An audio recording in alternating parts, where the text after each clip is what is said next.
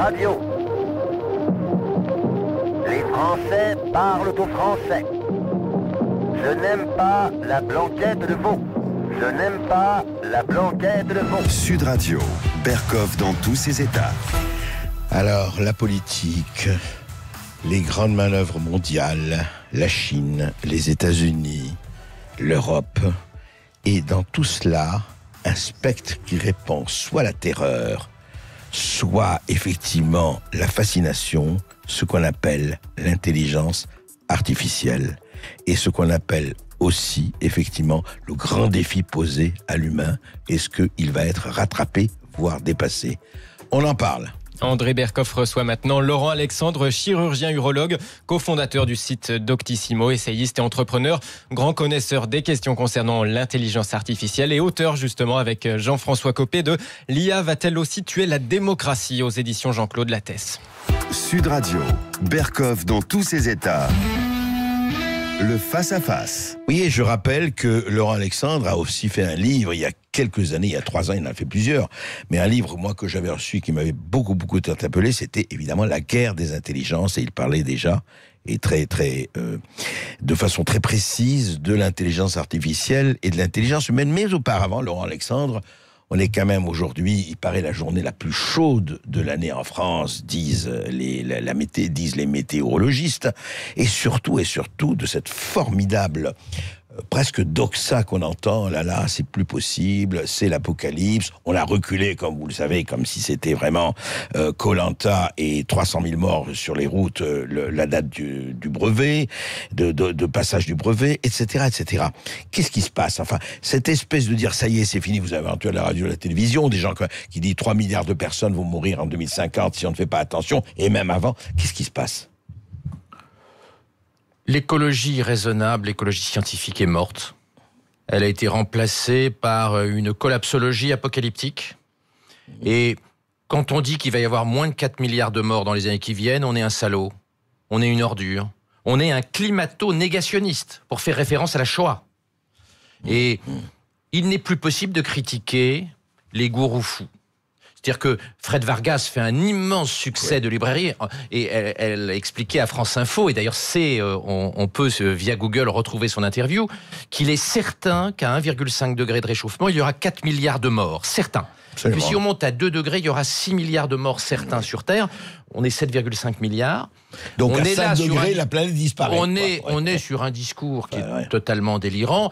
Yves Cochet, qui est parti se réfugier à la campagne et qui a acheté une forêt pour vivre en ermite comme un survivaliste, explique qu'il y a 50% de chances qu'il n'y ait plus d'humanité, qu'il n'y ait plus d'hommes sur Terre en 2050. Et d'ailleurs, il prône que nous arrêtions de faire des enfants dans l'Observateur pour laisser la place aux migrants. Oui, magnifique. Et dans une bouffée d'ethnomasochisme, j'adore la civilisation africaine, mais il ne me paraît pas raisonnable que la civilisation européenne se saborde, se suicide pour laisser le continent aux réfugiés climatiques, même s'il est vrai que l'Afrique sera passée de 200 millions d'habitants à 4 milliards et demi en pas beaucoup de décennies, mais ce n'est quand même pas notre faute. Absolument. Si le planning familial progresse très lentement en Afrique, 60 ans après la décolonisation. Donc on est sur un discours qui est illibéral, on nous propose en réalité une dictature verte, un discours malthusien. Aurélien Barraud propose la décroissance, il a proposé d'interdire la 5G, au moment où la Chine est en train de nous écrabouiller la gueule sur le plan technologique, de désinvestir et d'interdire la 5G chez nous serait la promesse d'un déclin et d'une vassalisation technologique, d'une colonisation si l'un avait affaire avec l'autre, dramatique. Ouais. Un discours donc malthusien, ethnomasochiste, illibéral. C'est en réalité le remplacement de l'utopie stalinienne. C'est-à-dire que c'est la nouvelle religion. C'est la nouvelle religion. Mais souvenez-vous, quand on n'était pas stalinien, en 50, quand on était Raymond Aron, Jean-Paul Sartre vous traitait de chien. Absolument, une hyène dactylographe. Exactement. Et Jean-Paul Sartre vous traitait de chien, et personne n'osait défendre Aron. C'est-à-dire de dire que Staline, c'était pas bien, qu'il faisait des morts, conduisait à un auto-da-fé médiatique dans la France. Vous avez l'impression que c'est la même chose aujourd'hui, Aujourd'hui, la question climatique est une vraie question. Moi, je ne suis pas climato-sceptique. Et donc, moi qui ne suis pas climato-sceptique et qui suis plutôt vert, de me faire traiter de climato-négationniste parce que je dis qu'il n'y aura pas 4 milliards de morts dans les années qui viennent de façon certaine et qu'il y a des solutions et que tout ne va pas mal. Je me permets de rappeler qu'en Afrique, l'espérance de vie a doublé en très peu d'années. Et la misère a diminué. La misère a beaucoup diminué. Considérablement. Donc, de porter une vision apocalyptique du monde de 2019, en réalité, est lié à l'agenda révolutionnaire de gens qui ne sont pas raisonnables. Et je pose la question, on sait de façon certaine que certains mouvements pacifistes après-guerre étaient financés par l'Union soviétique. Et d'ailleurs, Mitterrand avait dit au Parlement allemand, en 83, les pacifistes sont à l'ouest et les missiles sont à l'est. Aujourd'hui, je constate que les collapsologues sont en Europe et que les technologues sont en Chine. Et aux États-Unis et ailleurs. Et je me pose vraiment la question, certains collapsologues ne sont-ils pas manipulés par la Chine? Parce que, par exemple, bloquer la 5G en Europe donne un avantage immense dans la guerre technologique aux Chinois. Là, on va vous traiter de complotiste, mon cher Laurent Alexandre. Non, moi je pose la question, pourquoi les collapsologues favorisent autant la Chine? Pourquoi ils déstabilisent l'Europe? Pourquoi ils conduisent au suicide géopolitique de l'Europe et à la mise sous Prozac de nos enfants? Parce que le résultat, c'est qu'on voit les enfants paniquer. La patronne d'un grand journal français que je ne citerai pas me disait « Ma gamine est revenue de l'école en pleurs parce que l'institutrice avait expliqué qu'on allait griller. On est en train de paniquer les jeunes. Ça c'est contre-productif parce que finalement, comme on va tous mourir, il n'y a rien à faire. Et puis moi, je suis traumatisé en tant que chirurgien de voir des ados qui viennent me voir pour savoir comment on peut se faire stériliser. Ouais, c'est fou. Oui, je vois des gamins qui me disent « Les enfants vont mourir, je ne veux pas faire d'enfants. » Oui, c'est terrifiant, c'est vrai. On a eu ça ici à la radio, on a eu des gens qui sont venus tout à fait manifester. Non, c'est plus le temps de faire des enfants, c'est plus à nous. Évidemment, pendant ce temps-là, on fait des enfants partout.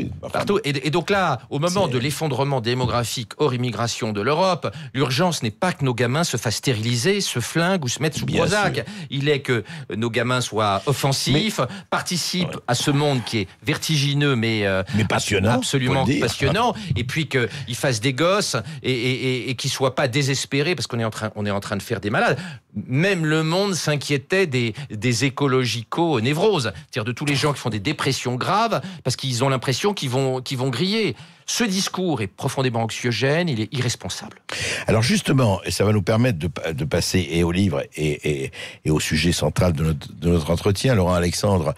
Moi, je vais vous dire, je crois que ces gens-là, je crois même pas qu'ils favorisent la Chine, il y en a peut-être, mais je crois que sincèrement, et c'est tout le problème, parce que ça s'est posé aussi sur l'intelligence artificielle. Vous avez beaucoup de gens, quand vous avez posé, vous et puis beaucoup d'autres, on a commencé à parler du transhumanisme, etc., etc. Beaucoup de gens ont dit, mais arrêtez, c'est l'homme. Qu'est-ce que c'est encore que cette intelligence artificielle? Il y a toujours des gens qui disent, mais vous racontez n'importe quoi, c'est encore une espèce de religion que vous êtes en train de créer. Alors, juste un mot là-dessus, puisque l'intelligence artificielle, et vous en parlez depuis des années, au fond, si on avait à le définir, cette intelligence artificielle, juste pour bien poser le débat, c'est quoi? L'intelligence artificielle, c'est un ensemble de techniques informatiques qui s'éduquent à partir de montagnes de données sans avoir besoin de beaucoup de lignes de code écrites à la main. Donc c'est en rupture avec l'informatique traditionnelle. Et donc ça ressemble un petit peu à la façon dont on forme un cerveau humain, même si l'intelligence artificielle ne ressemble pas totalement au cerveau humain. Donc on donne des montagnes de données à l'IA, et donc après elle apprend à les utiliser. Par exemple, on lui donne des millions de scanners, et après elle arrive par tâtonnement à analyser les scanners, d'ailleurs mieux qu'un cerveau humain. Donc c'est une technique qui est différente de l'informatique traditionnelle et qui donne un immense avantage aux gens qui ont des montagnes de données. L'Europe n'a pas d'acteurs qui ont beaucoup de données, et donc c'est la Chine avec les BATX et les États-Unis avec Google, Apple, Facebook, Amazon qui ont les milliards de données nécessaires pour éduquer une IA. Et l'Europe n'a aucun acteur dans l'IA. Aucun, parce qu'elle n'a pas de data. Et en plus, le règlement général des protections de données empêche les acteurs européens de colliger beaucoup de data.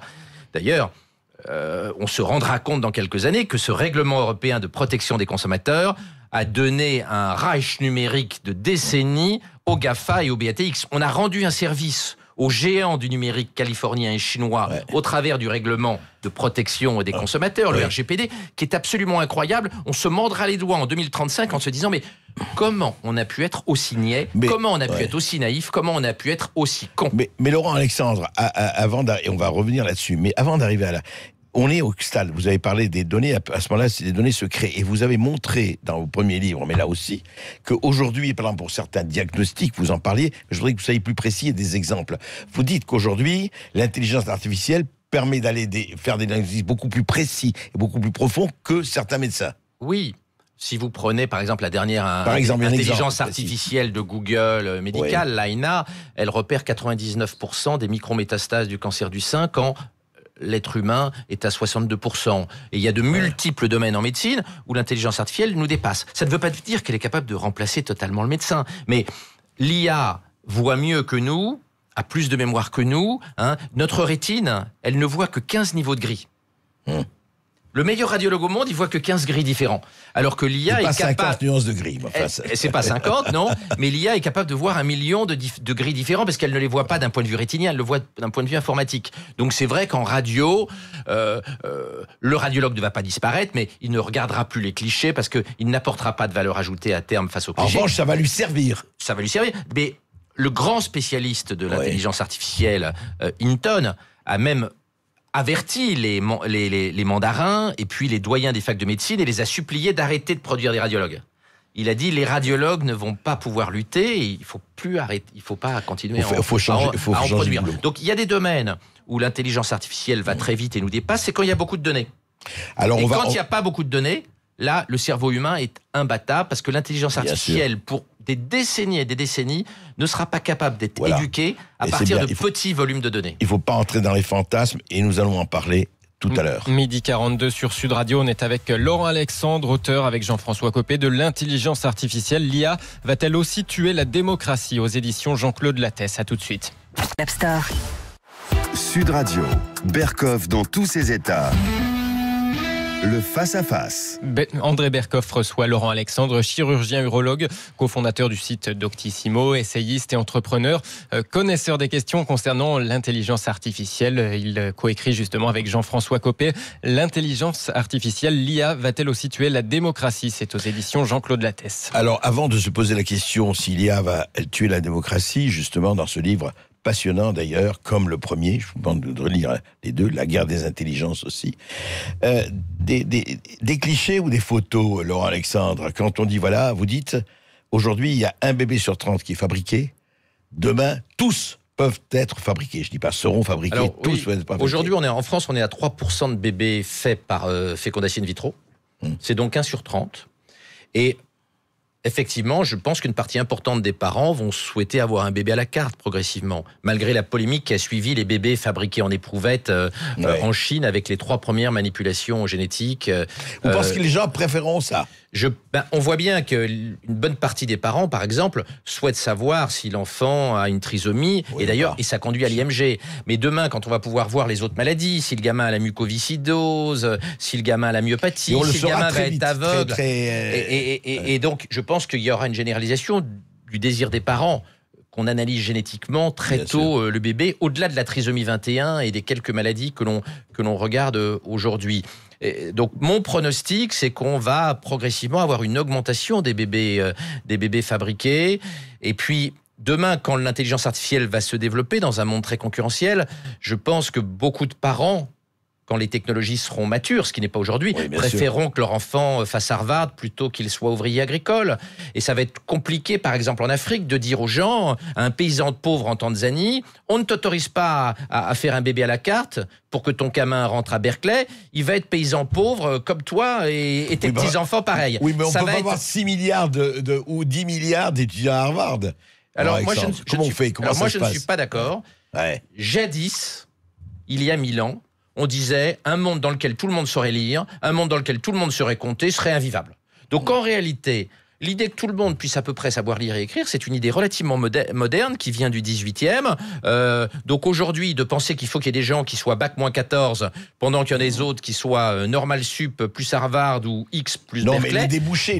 Mais il y a des débouchés pour 10 milliards de normaliens ou 10 milliards de gens passés par le MIT. Le champ de l'aventure humaine est illimité. Regardez les projets de l'homme le plus riche du monde, Jeff Bezos, dans l'espace. Il veut envoyer 1000 milliards d'astronautes dans ces stations extraordinaires qu'il a présentées à la presse avec ses dessins, qui ressemblent à Elysium d'ailleurs, qu'il a présenté il y a 15 jours.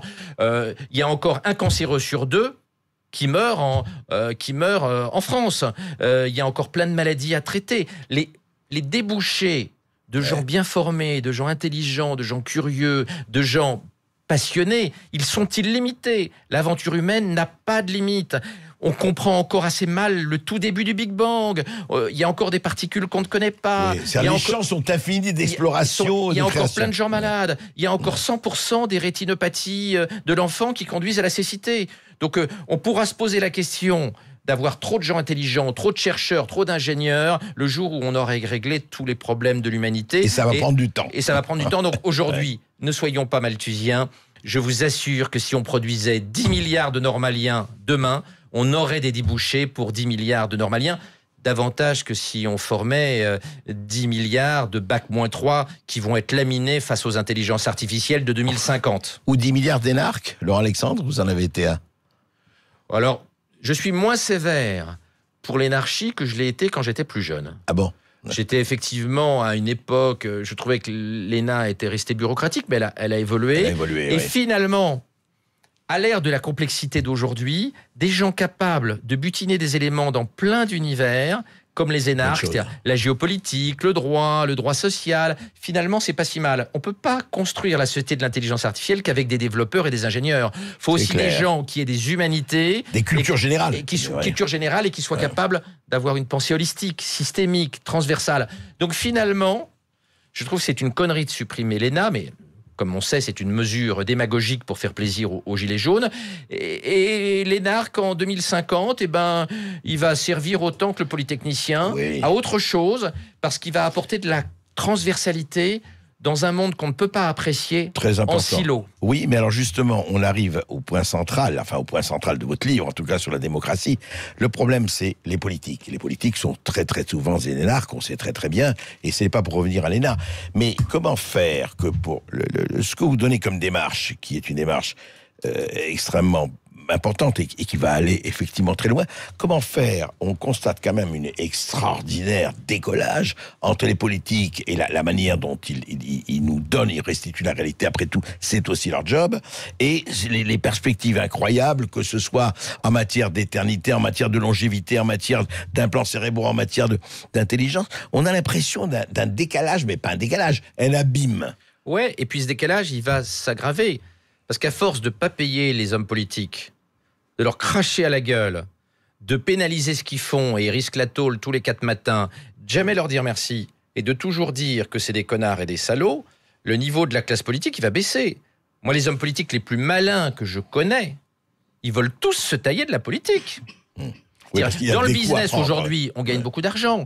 Alors, faut pas dire ça aux gilets jaunes, mais chez Google, on voit des bonus à 100 millions de dollars. Le responsable de la Google Car, c'est-à-dire de l'intelligence artificielle automobile chez Google, il était à 21 millions de salaire annuel. Donc, dans un monde de l'intelligence artificielle où les salaires explosent pour les gens très compétents, de payer un président de conseil général 4 000 € par mois alors qu'il bosse jour et nuit, c'est pas raisonnable. Donc, on va avoir, dans les secteurs où on ne paie pas bien les gens, un départ. Et on garde les seconds couteaux. Mais on a la même chose en recherche. Le directeur général du CNRS dans le Figaro s'alarmait du fait qu'un chercheur en intelligence artificielle Bac+11 en France soit à moins de 3 000 € bruts par mois, alors que Google va lui proposer 200 000, 500 000 ou 1 million et prendre le jet pour l'envoyer à Mountain View. Donc nous ne payons pas nos politiques. On paye la fuite des cerveaux. Exactement. Aussi, nous ne payons pas nos chercheurs, notamment publics. On ne paye pas nos savants. Nos savants sont traités comme des chiens. Alors que la France de 1900 vénérait ses savants, vénérait ses ingénieurs, on ne paie pas bien nos politiques. Et donc, ça va nous retomber sur la gueule. Si on ne paie pas les gens qui structurent et qui sont très importants dans notre société, ils vont se tailler ou ils vont faire un autre métier. Et franchement, on voit beaucoup d'hommes politiques qui se reconvertissent aujourd'hui et qui gagnent beaucoup plus et qui sont beaucoup plus considérés que quand ils étaient hommes politiques où tout le monde les détestait, etc. Ce n'est pas sain. Le monde de demain ne peut pas être géré que par les GAFA, que par Google. Il faut des hommes politiques pour faire la synthèse très complexe entre les intérêts très disparates de tout le monde, résister aux tentations collapsologiques, parce que si on écoute les ayatollahs verts, on sera pour de bon une colonie chinoise ou californienne dans 50 ans. Ce métier de politicien, il est indispensable. Moi, je trouve que les politiciens sont très courageux, se donnent beaucoup de mal, et franchement, ils sont pas récompensés. Les gens ne voient pas ce qu'est le métier de ministre. On bosse, on dort 5 heures par nuit. Ce sont des métiers extrêmement fatigants, qui sont faits par des gens très compétents. En fait, non, vous avez, de ce point de vue, c'est vrai, on ne parle que de la corruption quand il y a de la corruption, et il y en a, mais on ne parle pas du reste, et c'est vrai que c'est aussi important. Juste un mot, pour vous, il faudrait, pour que l'intelligence artificielle, à votre avis, dans combien occupe vraiment la place centrale, elle commence à l'occuper, c'est quoi? Il faut compter sur 4 décennies, 3 décennies, pour que ce soit vraiment le pivot du monde dans lequel on vivra? Alors d'abord, il faut savoir que l'intelligence artificielle, elle n'est pas là pour 60 ans. Elle est là jusqu'à la fin des temps. On va pas en 2098 dire on va s'en débarrasser. On se débarrasse de l'intelligence artificielle et puis on arrête. Donc l'intelligence artificielle est là pour toujours. Et aujourd'hui, comment nous allons coévoluer avec l'intelligence artificielle, c'est très difficile à déterminer. Si on prend la problématique de l'intelligence artificielle forte, c'est-à-dire le moment où l'intelligence artificielle aurait une conscience, il serait capable d'avoir son propre agenda. Pour le moment, c'est l'humain qui dirige quand même. C'est l'humain qui dirige aujourd'hui. Quand est-ce que l'IA peut dépasser un être humain et avoir sa propre conscience, son propre projet? Martin Ford, le grand futurologue de Londres, a demandé l'avis des 23 meilleurs spécialistes mondiaux de l'IA. Ouais. Et à la question, quand est-ce que l'IA peut avoir une conscience artificielle, les réponses vont de 2029 pour les gens, le vice-président de Google, jusqu'à 2199. Vous voyez qu'il n'y a pas de consensus à cette question, qui est passionnelle. Est-ce que l'IA peut avoir son propre projet et chercher à nous zigouiller comme dans les films hollywoodiens, 2001 l'Odyssée de l'espace, qui n'était pas fait à Hollywood mais qui était fait en Angleterre, ou Ex Machina? Est-ce que c'est 2029 ou 2199? Il y a un désaccord profond entre les experts. Parce que le sujet est jeune. L'intelligence artificielle a décollé à partir de 2011. En réalité, le deep learning, ça a moins de 10 ans. Donc, on n'y a pas beaucoup réfléchi. Et puis, c'est passionnel, comme vous dites. C'est un sujet passionnel. C'est-à-dire, les gens optimistes imaginent qu'on va faire des choses formidables avec l'IA. Puis, les gens pessimistes, ils imaginent que l'IA va nous zigouiller demain matin. C'est-à-dire, les gens transposent leurs propres angoisses. D'ailleurs, l'homme qui a le plus peur de l'IA, c'est Elon Musk. Oui. Le Tesla. On sait, de Tesla et de SpaceX, les fusées. On sait, parce que sa biographie l'a révélé, son père lui filait des coups de ceinturon tous les jours. Il était battu par son père. Donc la vision qu'il a de l'IA, c'est en fait une figure paternelle. Ouais. Et puis il faut voir s'il ne sera pas la dictature. Il transpose ses angoisses de castration sur l'IA. Parce que quand il parle de l'IA, on a l'impression que l'IA va l'émasculer. Et en réalité, il reproduit les peurs qu'il avait enfant quand son père prenait la ceinture et lui foutait une dégelée. En tout cas, ça va être quelque chose dont on va reparler avec Laurent Alexandre. L'IA, c'est l'horizon indépassable de notre temps, comme on disait du marxisme, mais avec peut-être beaucoup plus de légitimité. Merci. Merci Laurent Alexandre. On rappelle que vous publiez avec Jean-François Copé l'IA va-t-elle aussi tuer la démocratie aux éditions Jean-Claude Lattès. Merci à vous André. Rendez-vous demain midi pour Berkoff dans tous ses états. Une émission à retrouver en podcast sur sudradio.fr et en vidéo sur YouTube et Facebook. Dans un instant, Jacques Pessis reçoit Yannou Collard, l'ex-compagne de Lino Ventura, se confie dans les clés d'une vie de 13 à 14h. Bon après-midi sur Sud Radio.